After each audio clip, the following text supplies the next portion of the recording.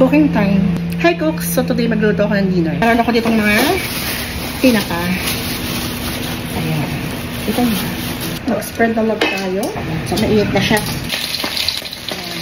Tatlong tinapa. Ha? Huwag mo ko tutukan. Kalma ka lang dyan. Ilan bawang.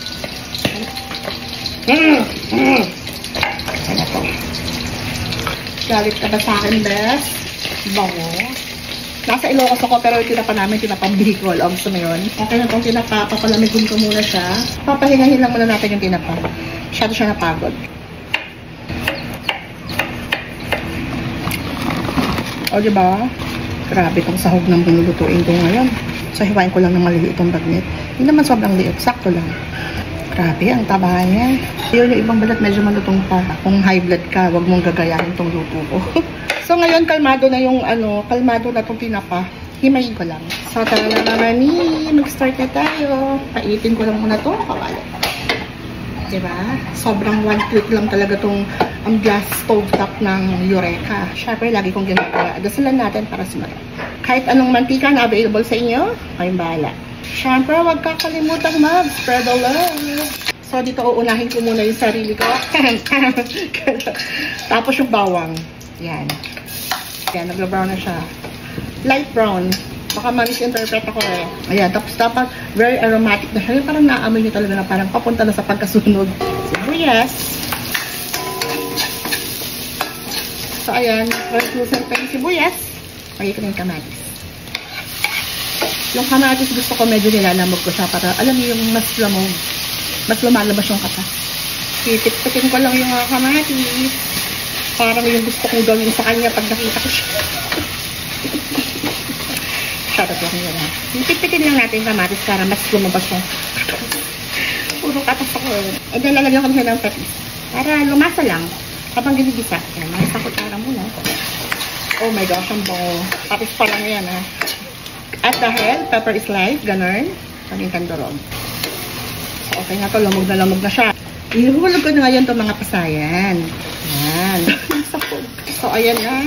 Nag-change siya ng color, yung pasayan natin. Ilalagay ko na ngayon yung pinalambot na munggo. Pinalambot, tama ba yung word? Pinalaga, o yung pinakuluan. Kala ko strainer. Ang tagal dito pag ganito ginawa ko. Ilalagay ko na lahat dito. Then, gigisa ko na. Gano'n na ito sasabi mga mi. Kung meron kayong mga nilalagay or ginagamit ang mga pampasarap sa luto ninyo, ilagay nyo lang. Kayo po yung bahala kasi kayo naman yung kakain. Alam niyo ba, masarap sa munggo? Para sa akin ha, yung parang malata. Malata siya tapos hindi siya masyado masabaw. Para lang sa akin ha. Siyempre kanya-kanya naman tayo ng take sa pagluluto. Yan, medyo patutuyutan ko lang siya ng konti. Alam niyo yung parang masusunog yung ilalim. Yun. Pero gisunog ko na. So, ito na yun, mga mi. Wait ko lang siya na medyo matuyuan ng konti. Kumbaga parang sinasangag ko siya or ginigisa maigi. Ayan na, naamoy ko na. Tutuyuan na siya. So, ngayon ihulog ko na yung tinapa. Sinama ko yung ulo. Pero tinanggalan ko na siya nung sa loob. Yan, hali ko na. Oh, ang bango.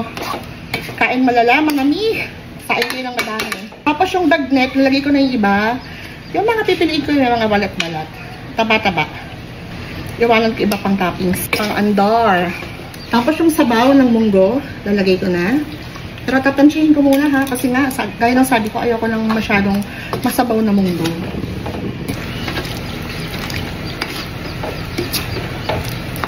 Then, lagay ko na yung mga kangkong. Pagdating naman sa gulay, kayo po yung bahala. Sa munggo kasi, nasanay lang ako na kangkong yung ginagamit ko. Pwede ko yung, of course, yung dahon ng ampalaya, malunggay, ganun. And then, simmer. Mahina lang. Yan. Wait lang, nakalimutan ko yung sili. Yan. Nakalimutan ko yung sili, mga mi. So, ayan. Gali ako ng sili. Haluin ko na rin. At titikman. Mag-add ako ng fatis pag, kulang. Konting patis pa. Mga isang kutsara. Grabe, ang sarap. Tapos mo yung tinapa, yung hipon, tapos may bagnet, ay, yummers. So, okay na to mga mi. Lulutuin ko lang ng konti yung kangkong, and then, saserve na natin. Ay, mamaya pa pala kami kakain. Paglubog ng araw. Pan ko ulit. Siguro mga 3 to 4 minutes na lang to and then goods na. Siyempre, kailangan ko ipakita sa inyo, diba? Ang itsura niya habang niluluto ko. Ayan. Tita, hindi po ito masyadong masabaw, ah. Baka hanapan nyo ng sabaw to, ah. Gusto mo ba sa munggo yung masabaw, tita?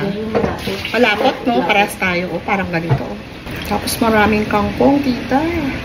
Yan, oh. Ang bongga ng munggo, tita. Siyempre, pampaandar natin, diba? Yung bagnet. Yan, oh. Sa ibabaw, oh.